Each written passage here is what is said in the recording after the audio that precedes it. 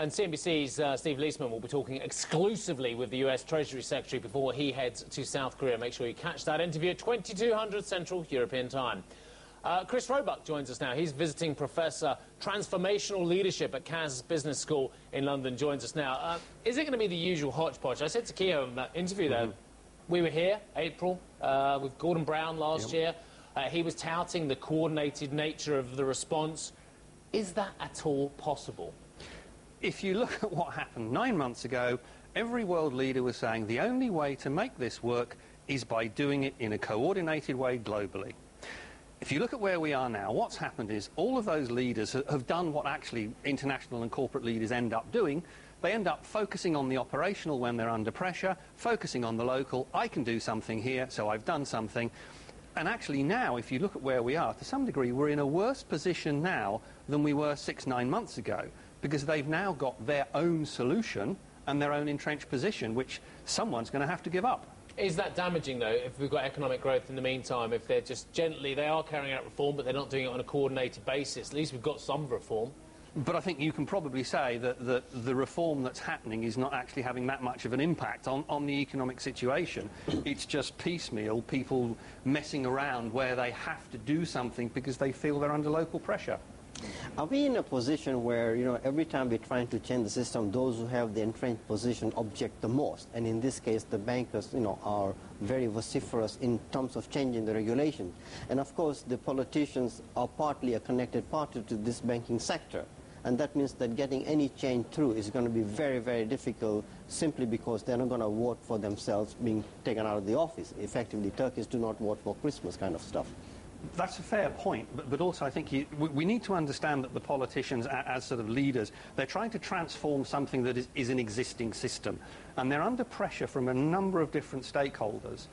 And the pressures from each of those stakeholders, be they be the regulators, the bankers, or the general public, vary in terms of the level of pressure that the politicians are under. If you go back 3 months ago, when the banking bonuses were being announced, they were under a lot of pressure from the public because the public was outraged.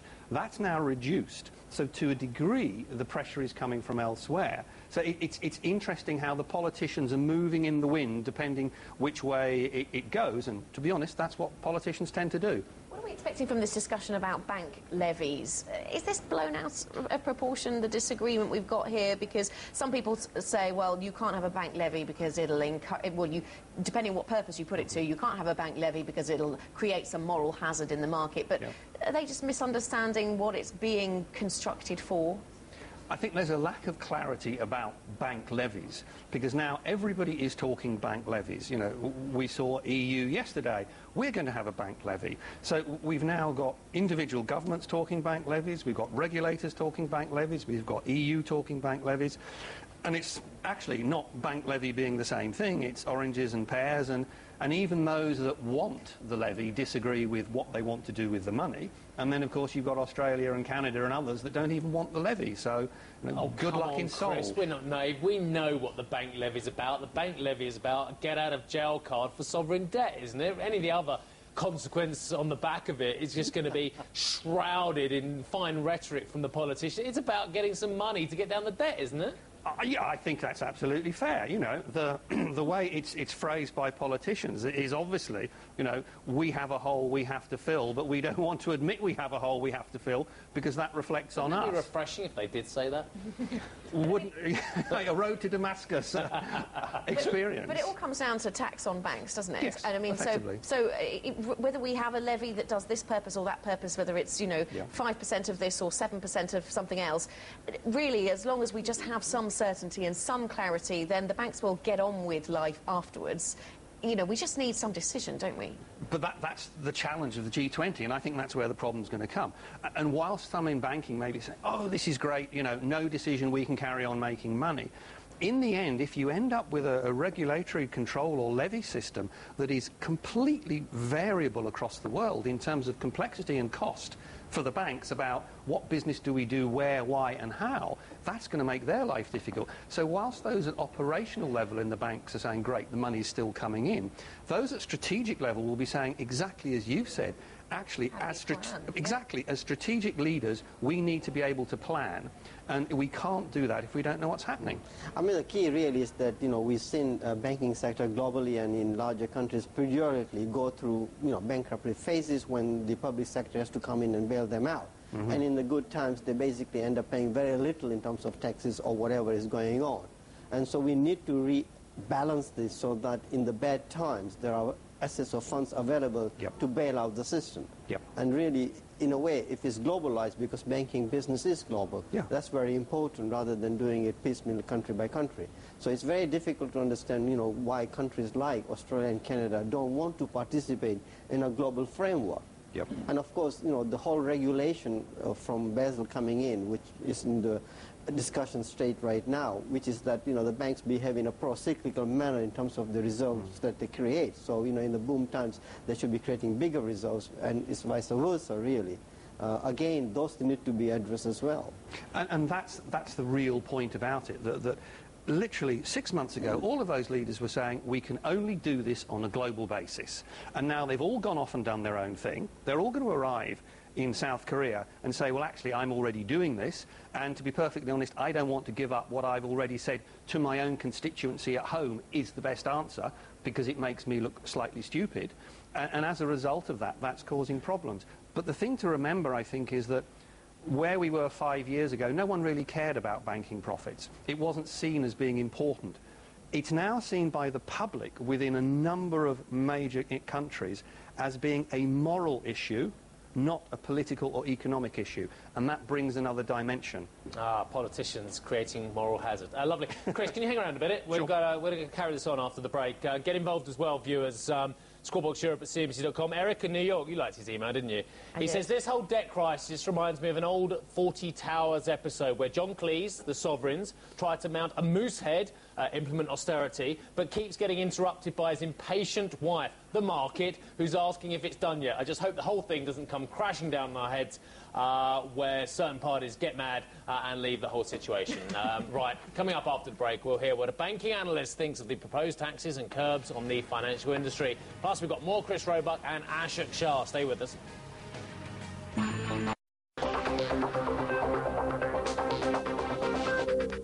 We've still got around the desk Chris Roebuck, visiting professor of transformational leadership at the Cass Business School, London, and of course Ashok Shah, our guest host as well. Ashok makes the point that we're climbing a wall of worry in this market: sovereign risk, policy risk, regulatory risk, and real estate. Very few of those have got to do with earnings potential in the market. I mean, dare I say it, the risks all seem to be macro and led by, in many ways, what the governments are doing. Absolutely. I mean, we have such a huge amount of problems out there. But the important point to remember is that the markets are already discounting a large amount of this risk in the prices, hence the assets are appearing cheap because they are pregnant with risk. But as the time goes by, we'll have more clarity and then ultimately resolution to some of these problems. And that reduces the risk and allows the asset markets to continue to move ahead. And taking this on back to the G20, we got an email from PJ in Seattle. Says, I think the lessons of Greece may have something to do with the reluctance for global rules. If they could devalue their own currency, they wouldn't be in the same mess they are now, threatening the euro as well. But I mean, all of these issues raise bigger points as far as I can see. And is the G20 the right forum for solving these problems? Bearing in mind, a lot of people turn around and say, well, look, this is a Western Europe problem. This is a US problem. It's not about the rest of the globe. To a degree, you can argue that, but it's probably fair to say that if you look at the way global business can move, if a global organisation is in a position where they're effectively being screwed down in one particular location, tax-wise, they're going to move. And that doesn't matter whether they're in US, going to Singapore, going to China, or wherever. And I would think that there are certain leaders out there in the Far East who are quite happy to say, fine, if you want to bring your tax revenue, bring your tax revenue, but it'll be slightly less than you're paying over there. But then last year in April, when we saw the G20 here in London, we saw this huge surprise in terms of what the G20 pledged for the recovery in the markets, the recovery in the banking sector. How big is the potential for surprise this time around, this year around? What do you think? I think it's really a question of the degree to which when they all get into that room, they can all find something that they can focus on as a group and say, yes, we can get this one thing out of this meeting and actually make it look as if we're credible as global leaders. I mean, and let's face it, you know, from our own experience within the corporate world, when you get 20 senior managers in a room, each of whom is doing their own thing, trying to get an agreement out of those 20 senior leaders is not easy.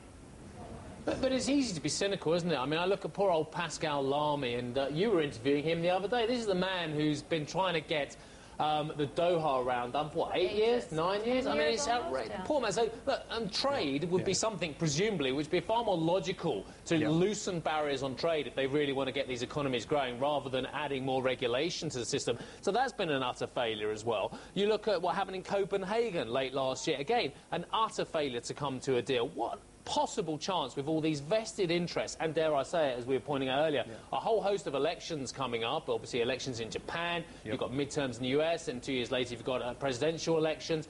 What hope have we got of getting deals on this particular area when there's so many failures abounding? Well, it goes back to my point about the pressure that's on the politicians from different constituency groups. Now, if you look at the pressure that was on politicians from the public in terms of banking bonuses, they may be in a position where they're saying to themselves, hang on, we've got to potentially do something about this by the end of the year. For example, Obama has got his midterms coming up. And once we get into November, we then start hitting bonus season again. And the politicians know full well that potentially the public, when we get round to bonus season again and the bonuses are seen to be even bigger than they are this year, someone's going to be pointing the finger. And they're going to be pointing the finger this time at the politicians, not at the bankers, because they'll be saying, this was happening a year ago and you said you were going to sort it out, and nothing's happened. And that's going to be the driver, the fact that the voters are going to be on their backs. It was interesting to watch when Tim Geithner was last in Europe, just a week or so ago. He was in Germany and he was being quizzed about his dialogue with Wolfgang Schäuble, and being asked, well, what did you fall out about? Because lots of people have been talking about disagreements between the US and Germany in the run-up to this meeting. And he basically said and admitted, well, we didn't go into enough detail to disagree.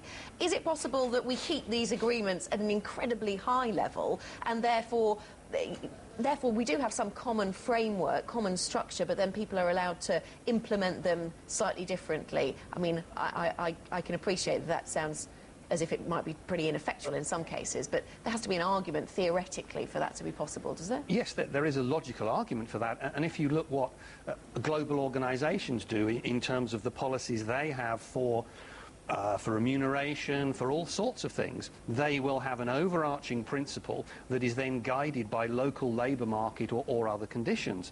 So as a result of that, that's actually a good idea. The question is the degree of the overarching principle giving you sufficient detail to regulate a financial system? It's all right talking about pay, but it's not quite the same as regulation. Because it seems to me with this bank levy idea, or however you go about taxing the banks, if there are some banks that didn't require such a bailout fund, or some entire countries whose banking systems didn't, such as Canada and other countries that are arguing against it, then perhaps there should be some flexibility for them to be able to reward their banks for perhaps taking a more long-term view, perhaps taking less short-term risk, and perhaps that level of flexibility in the policy is desirable.